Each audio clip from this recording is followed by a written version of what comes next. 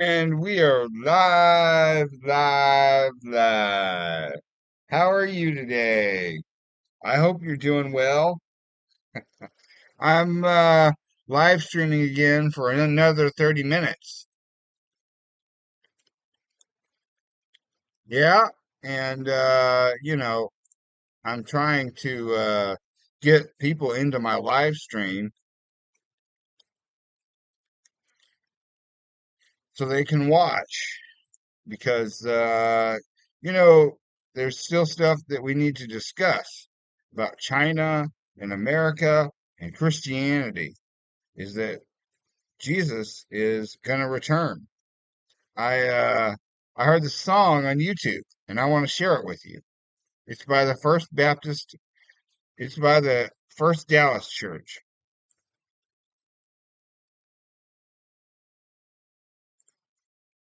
Hey, Vincent here. Using Creative Cloud Pro to flex my creative skills with a It vlog. is. I can search for the exact footage I need by typing a few words. If a clip I need isn't the right length, I can easily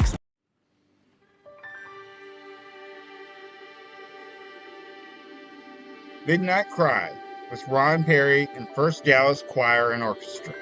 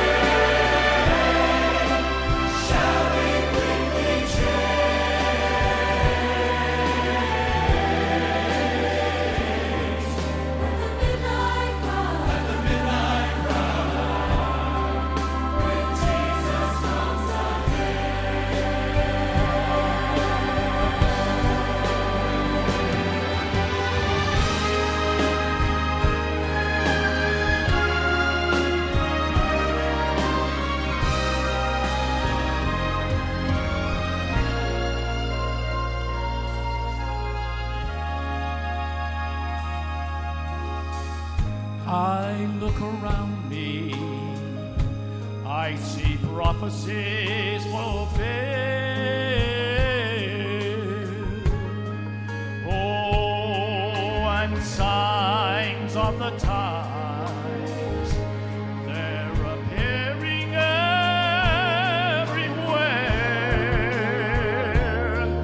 I can almost hear the Father as he says, "Son, get your children."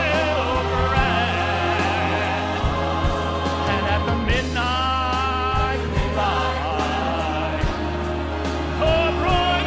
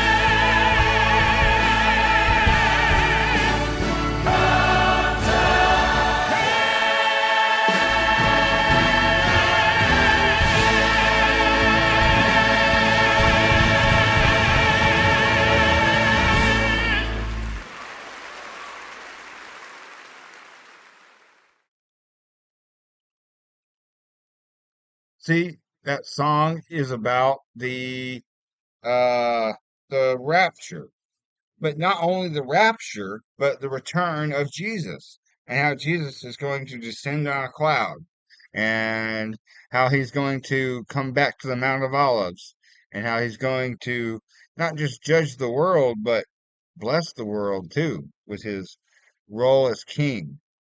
And we will be the beneficiaries of this. Robert Jeffress says, each day we're getting closer and closer to seeing Jesus. Either he's going to return or we're going to meet him when we die. And we meet Jesus at least long enough for him to tell us to get lost. And also, you might make it into heaven for a little bit because there was a guy that made it into heaven and he got kicked out. But he's greater is one day in your courts than thousands elsewhere. That's what King David wrote in the Psalms. In my book, Never Give Up, that I read by Michael Yusuf, he said to aim for heaven. See how I've been talking about the wrong things, like talking about Israel and China and all this and Iran is important to a point. Like I do think we need to discuss them because they're happening around us. But our aim should be heaven, you see. Our focus should be on the eternal, you know. Even though there's a lot going around, we don't have to worry about it because Jesus will take care of this for us, you know, and we will be safe if we're in the Lord. And if we aim for heaven, then we're in the Lord. And I believe we can aim for heaven by believing in Jesus, and following him, picking up our cross and following after him. There is nothing in the Bible about surrender, but there is everything in the Bible about picking up our cross and following after Jesus and obeying his words too. And his words were to love one another as I first loved you. So love is a big deal, you know? And without love, there is no sacrifice. Like if Jesus didn't love us, then we wouldn't be here. Now, let me read for you Leading the Way.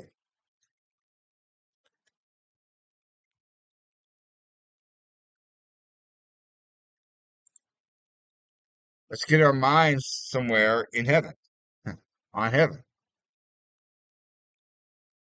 Yeah, first let's read Leading the Way. In Galatians 5:4, the Apostle Paul uses the phrase fallen away from grace. Some think that when a person has fallen from grace, it means they that they have lost their salvation. But that's not necessarily what Paul meant. He's issuing a warning to Christians to not enslave themselves again to the law. For it is the grace of God that saves us. It is the grace of God that sustains us. And it is the grace of God that's going to present us to the Father, holy and blameless on the day of glory. So I I I actually believe that you cannot lose your salvation because it wouldn't be eternal then. I do think a person can fall away for a long time and go. There's a hymn that says, prone to wander, you know, and so we are prone to wander from God. It's in our nature, but He still loves us and He will draw us back eventually, even if it takes years and years for it to happen. Just like the prodigal son who returned home to his father, you know. Some people say that's for the Pharisees, but it's for us, see? It's for you and me that are lost. See how we're lost, but Jesus finds us. He leaves the 99 sheep to come and find us, to find the one that is lost. We are the one sheep that is lost, which is, and we just need to wait for him to find us if we're lost, because he will find us. and guide us back to the flock. And there will be rejoicing in heaven when this happens.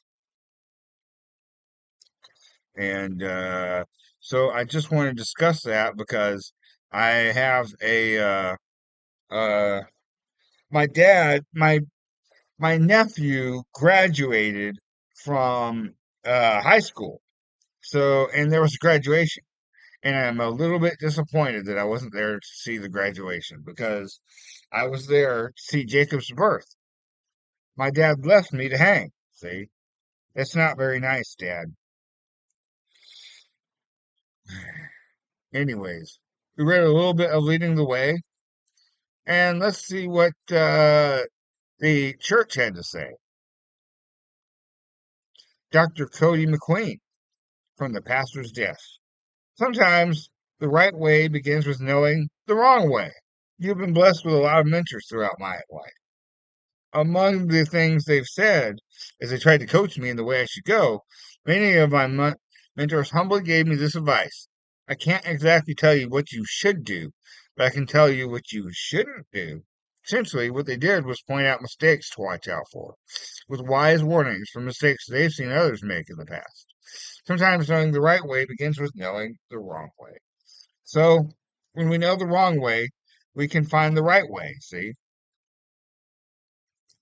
And when we find the right way, we gain grace from Jesus through faith. You know, like believing He's the Son of God. That's the most important thing because if He's not the Son of God, then He can't substitute for us in our sins, and we need another substitute then because we cannot go before God in sin. God is holy, and this attribute of God is pronounced 3 times. Holy, holy, holy. That's according to John MacArthur. If we are not holy, holy, holy, we cannot approach a holy, holy, holy God. But because Jesus is holy, holy, holy, and He died for us, then His blood covers us, and we become holy, holy, holy, and able to approach God. See how I believe most people are good. I mean, take Bahrain, for instance. I was in a situation in Bahrain where I had been drinking and I rented a car. I wasn't thinking, I didn't plan to drink a beer and then rent a car. And then I started driving. And well, I got into a fender bender. But the lady, she didn't call the police or anything, and so there was no crime. So the next day, my LPO wondered what happened, and we went to the car rental place, and they kept confusing the LPO and not confiding that I had been drinking, even though the LPO accused me of drinking. So they denied it, and the Bahrainis stood up for me, and I didn't get in trouble because of that. And another situation in Bahrain is that I got my passport through an Al Qaeda lady. So I think most people will help you, you know? Most people are good, but even without Christ, they have an innate goodness put in them by God to help take care of other human beings in time of need. You know, even your enemy can end up being a friend because of that. And it's something that God set up within the human genome that we can depend on each other to a point, you know? Like, there were moments where I wish things had gone a different way, where it was embarrassing. Like, I ended up giving a cabbie 20 dinar. I didn't intend to give him 20 dinar, but he didn't have change, but he looked out for me, and I was on a date, and he took me to my date. So it worked out, even though I paid 20 dinar, you know. I'm just using one example of a situation where, I wish I hadn't had to spend 20 dinar just to get to my date. But it was fun. It was still fun, you know. And then, that's a sea story.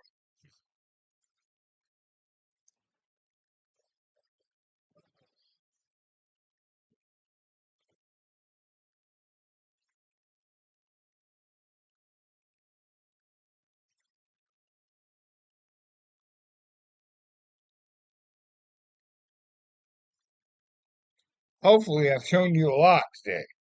I'm kind of running out of time, but I want to keep this short for you. The purpose of keeping this short is so that you'll watch it. I know you won't watch it if it's out an hour long. Nobody's gonna do that. But if I keep it to 30 minutes, what's 30 minutes? You know, you could smoke a couple cigarettes or drink a coffee or something and absorb information that you won't get anywhere else, both from the Bible, from my experiences, and from other books I've read. Speaking of other books, I got some gems from my mom the other day.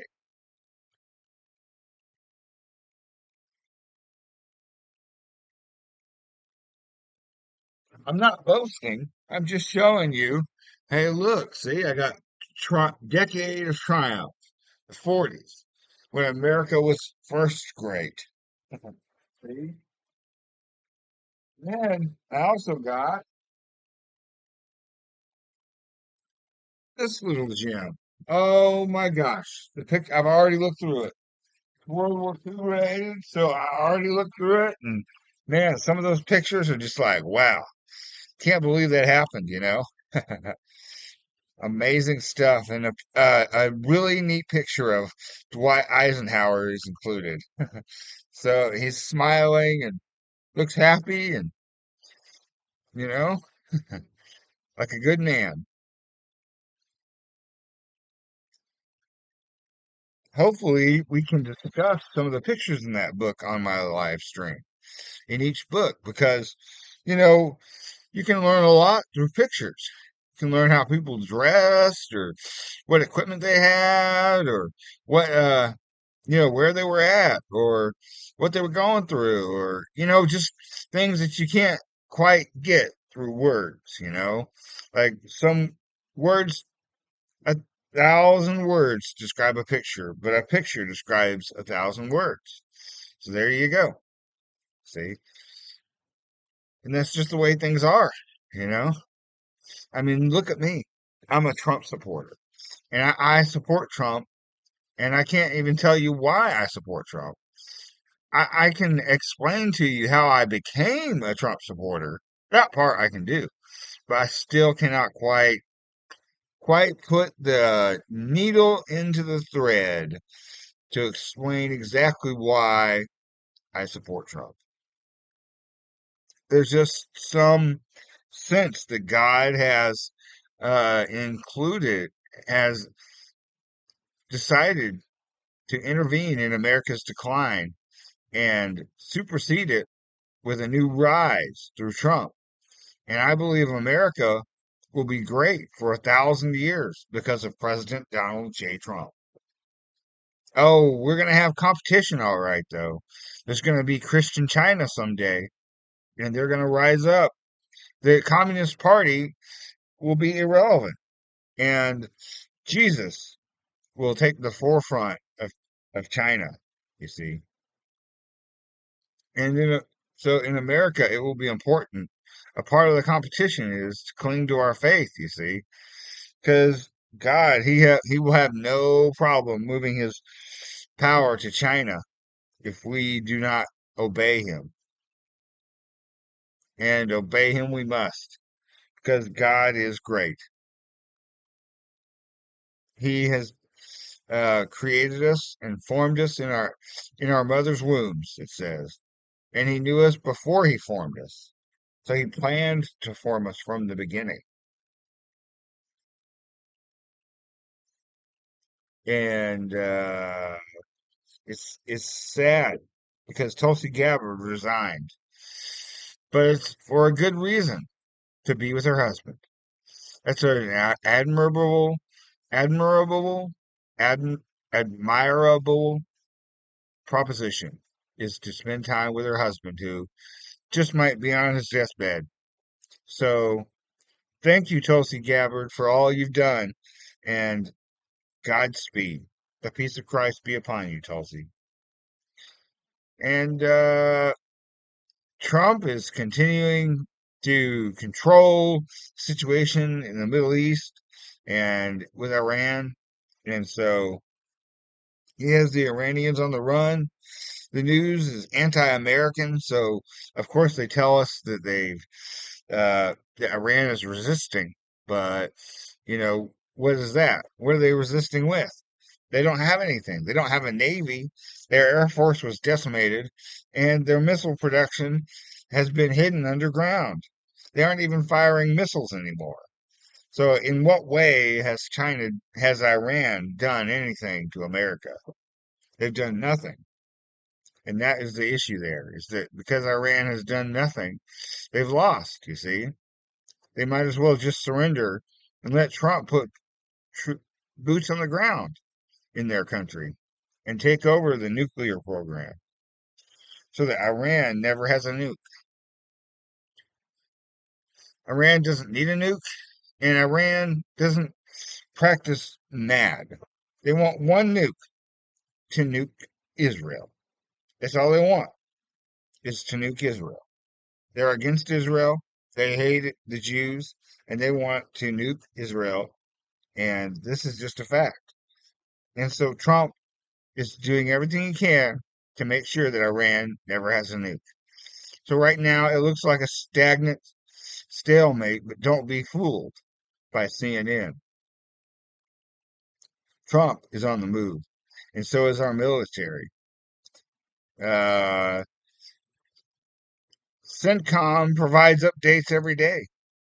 CENTCOM provides updates every day, and on Facebook, and so you can follow along with what CENTCOM is saying, and you can see that America remains on top. If you don't follow CENTCOM, then you are not on the end of what's going on with the war. Not really. Trump and CENTCOM. That's who you want to follow for this conflict, because for this war. I, for one, am ready for the draft. Trump, get me a bullet or a retirement. Thank you, Mr. President.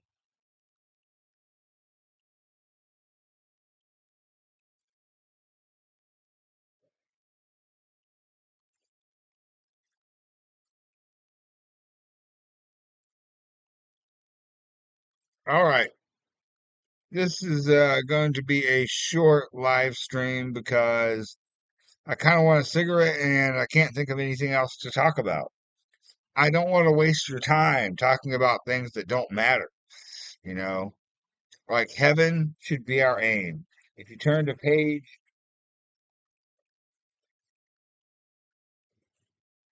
at heaven. If you turn to page 3 in Never Give Up, it says aim at heaven. Don't worry about all the noise. Don't let the show spoil what's important for you, which is heaven, you know? Like it seems like a lot going on. It seems like we might get hit by a missile or something eventually, but right now, Trump, he has them on the run. So there's no need to really worry about the situation because the information the news presents contradicts CENTCOM and Trump. And CENTCOM and Trump are the ones involved in the action. So CNN has no clue. But so if you're not tuned in to CENTCOM and Trump, then in this conflict, whatever you might say, however brilliant it might seem, you are way wrong. And I don't boast knowing about Iran like I do China, because I don't. But I know that Trump does, and so does CENTCOM. So follow CENTCOM and Trump, and then come back and discuss Iran with me. Because even though I don't know anything that much about Iran, I have learned that there is a Christian Iran, and that might rise up too. Just like China, just like the Christian China. Imagine dealing with both of those countries as Christian. We have to maintain our faith count to counteract them. America needs a revival, that's for sure. Otherwise, we're going to sink or swim. That's what it is now, because God has alternatives to America: Persia and China. Russia is a relic of the old world, and it is a fading power. It still can be a threat because of its nukes, but militarily it's done because look at how it handled the Ukraine. It didn't do so hot against Ukraine, and they massively outnumbered the Ukrainians. So I would suggest to Putin, you might want to be careful talking about fighting the United States. With all due respect, sir. Uh, thank you for watching. The peace of Christ be upon you.